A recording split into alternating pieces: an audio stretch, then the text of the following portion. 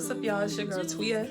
The world is yours always, and welcome to the Conscious Cloud, where I document my journey to my higher self and share tips and tricks that I've learned along the way that you can apply to help you on your journey. So this episode is a long time coming. I started this project earlier in 2024, and then I kind of just fell off from there. But I'm picking it back up and kind of just using this as a chance to hold myself accountable, to continue to glow up, basically, and also share what I've learned with others, because I really feel like some of the things that I've been coming across have been really helpful to me. This video is about, and I'm gonna be looking at my notes because okay. So I wanted to do a video about how to be unapologetically yourself.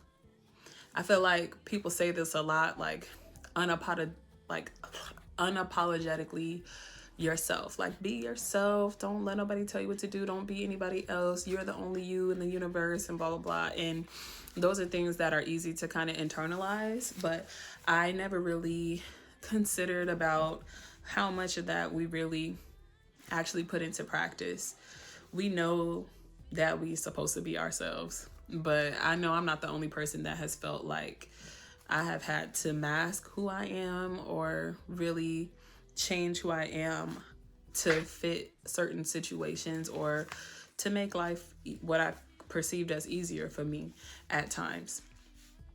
And I think that this activity that I've done, that I'm going to share with you guys, is a way that we can really tap into our authentic self and more reflect on who we are, who we want to be, and then we'll be able to take steps to figure out how to get to where we want to go.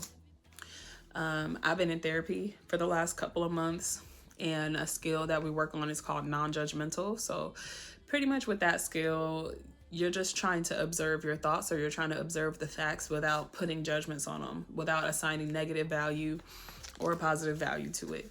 So one activity that I just recently did was answering the question, who am I?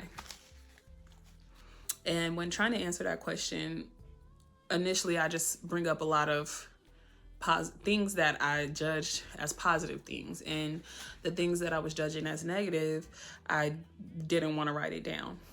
And I realized that that's because when I think about the negative things that could be assigned to me kind of in the eyes of other people, it brings me a lot of shame or a lot of embarrassment.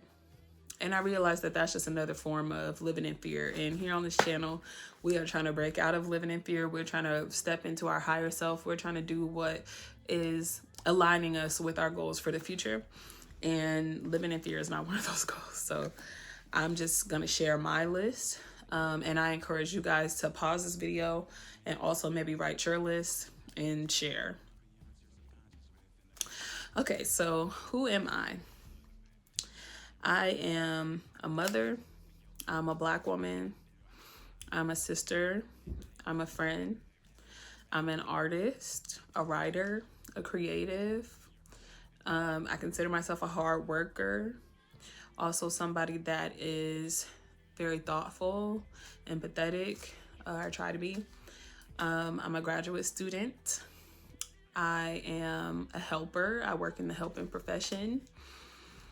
A voter, a civically engaged citizen. And yeah, those are some of the things that I am. And I'm also a divorcee. I was divorced. I was married kind of at a young age and divorced at a young age.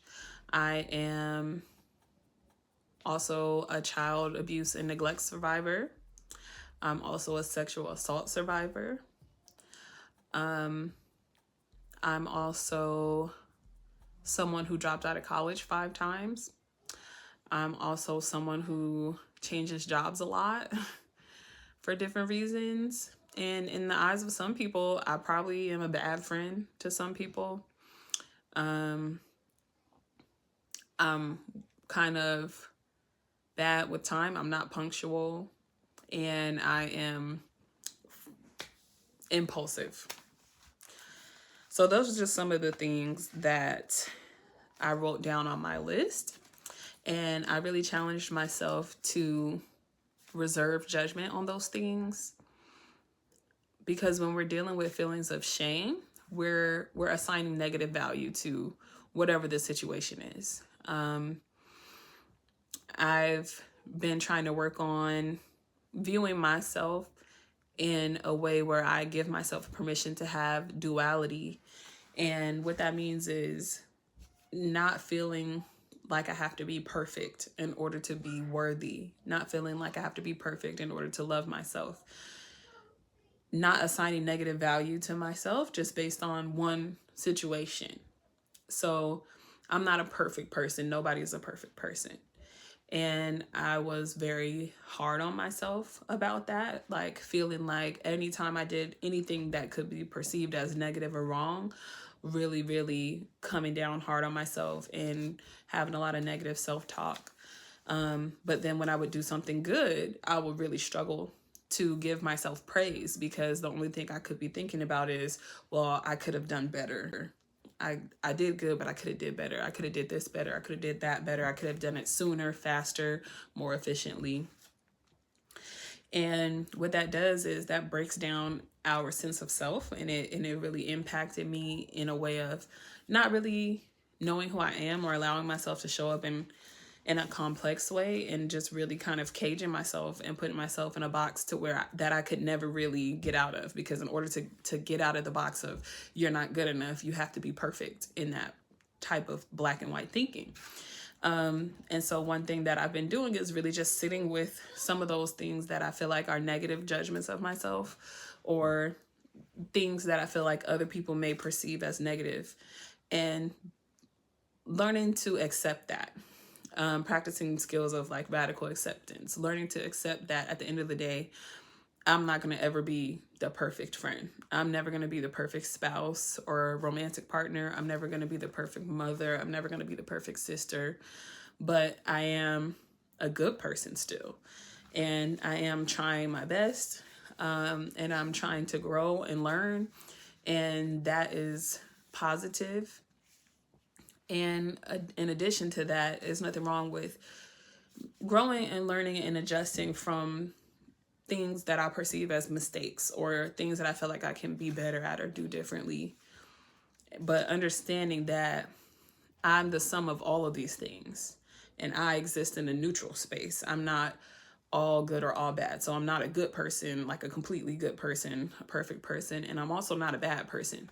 I'm not a bad person just because I've done some bad things, or I've had a bad day or I've had bad interactions with certain people. That doesn't mean that now I'm inherently a bad person, and I don't have to be ashamed of myself for things that I did that I'm not proud of.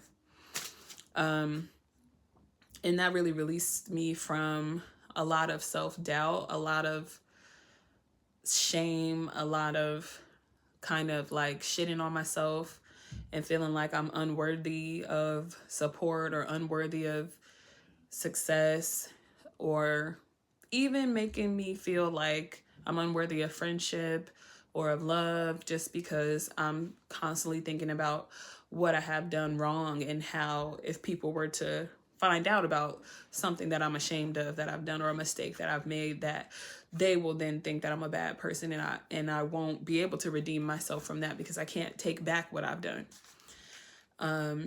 But just understanding that everybody has things that they've done that they're not proud of, and everybody has done good things. And at the end of the day, like, I'm a complicated individual just like anybody else. And I think about it from the perspective of like my friends or my daughter, for example. I view them with mostly positive regard. And if they were to do one bad thing or have one bad interaction with me, that wouldn't negate all of the good things that they've done, or all the good times that we've had. So it's just about allowing yourself to be a whole person, and not trying to create this fake persona of being perfect or always a certain kind of way. Because at the end of the day, we all have various versions of ourselves within us that are responding to the environment that we're in and the situation that we're in. So that is my little advice about understanding who you are. I think understanding that I am still a good person, even if I've had bad days. I'm more than my biggest mistake, or I'm more than the worst thing I've ever done, or the worst thought that I've ever had about myself, or even about someone else. You can still have a lot of pride in yourself and be happy for other people, and you can still also have envious feelings of other people or jealous feelings of other people, and still be a good person. And you can still be, you can have said something really mean and nasty to somebody in a moment of anger, and that doesn't mean that you're a bad person now. It doesn't mean you're a bad friend now. It's all about how we respond and how we make repair and how we grow from the actions and things that we've done. That's what makes us who we are. So yeah, so that's who I am.